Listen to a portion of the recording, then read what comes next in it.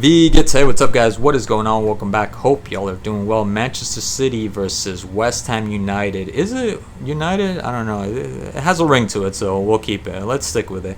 Once again, 4 times in a row, if I'm not mistaken. Well deserved. Arsenal is second. Yet again, another year.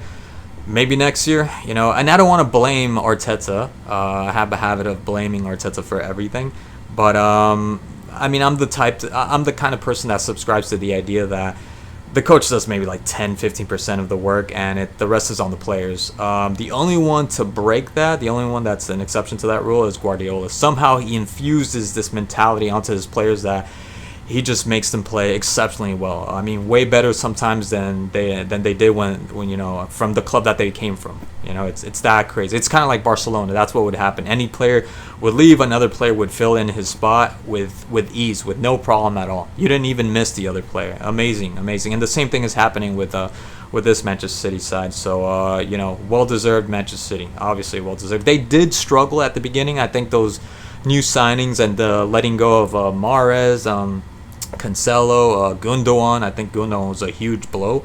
And then signing, Gvardiol, Doku, especially Gvardiol. I kind of saw him struggle. I didn't think that it was going to be a complete wash from Gvardiol, but I mean, look at the way he's playing. The goals that he scored in Champions League, in Premier. Today, that pass, right now I'm thinking about that pass to Haaland, which was an offside, but I had to wait for the replay because I wasn't sure if it was Gvardiol or not. I thought it was maybe KDB, Foden, Rodri. No, and it turned out to be Gvardiol. So he came a long way, and he's playing really well. Really, really good player for United. I mean, for City, for City. So they struggled, but again, I felt like they were buying their time because they were mostly focused on the Champions League, and they kind of knew that trust, not because they were underestimating any of the teams, but just knowing that we got this. The league, we have it. No matter what, we have it. Confident. They didn't say it. I didn't hear Guardiola say it or any other player, but that's how I felt they were playing. They knew that this was, a sure thing. They're going to win this. They're going to struggle maybe a little bit, but they're going to come back on top. And Arsenal did do their best. Liverpool, another one that one hurts me the most just because of Klopp. I got to appreciate Klopp this season, half of last season. So that one kind of hurt, and him just, departing and leaving. Even though I didn't really grow up with him, but I saw him from time to time in Champions League. So, yeah.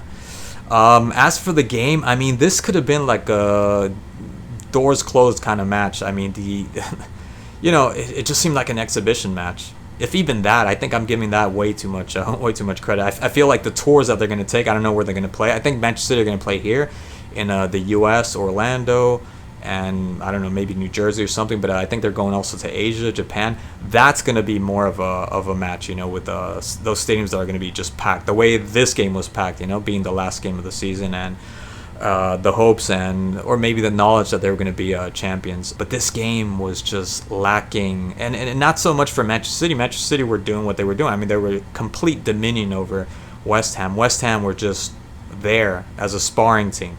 That's what they were, a sparring team, a sparring partner. There's not much Paqueta could do, Kudus could do. Very, very little. They had opportunities. Emerson had this golden opportunity. I don't know what he did, but he just managed to just pass by, breaking that final line.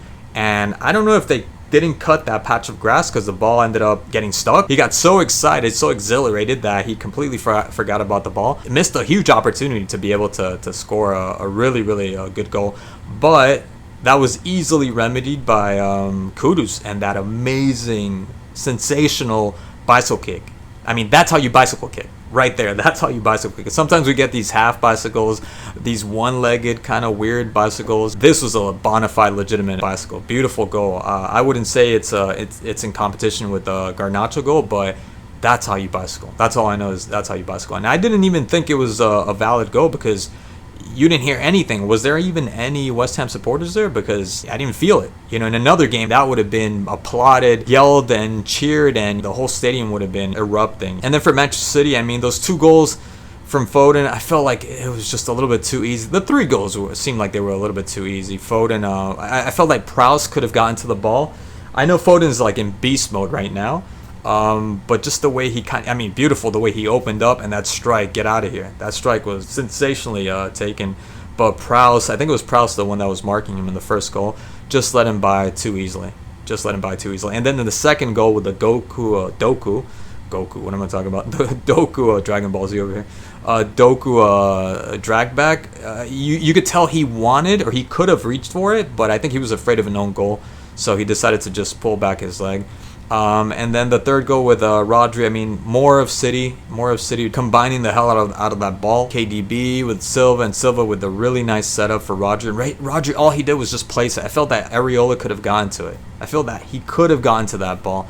Or maybe now it was just really, really well taken too. I was hoping, the reason why I checked out this game, because I never check out a Manchester City match unless they're playing again, like I said, against Arsenal, Liverpool, Manchester United, or even Chelsea. But I decided to watch them because maybe in the hopes of being, privy to be able to watch a tie. Definitely, I didn't think we were gonna get a win, but maybe a tie. But at no point did you feel that this team was gonna tie. They weren't even that close to tying. That's how bad it was. That's how bad of a performance it was from West Ham. So yeah, so there you have it. Champions once again, 4 times in a row. Congrats. Interesting to see what their transfers are going to be like, or what they're in the market for. Anyways, guys, thank you so much for watching as always, and I'll catch you guys in the next video. Cheers.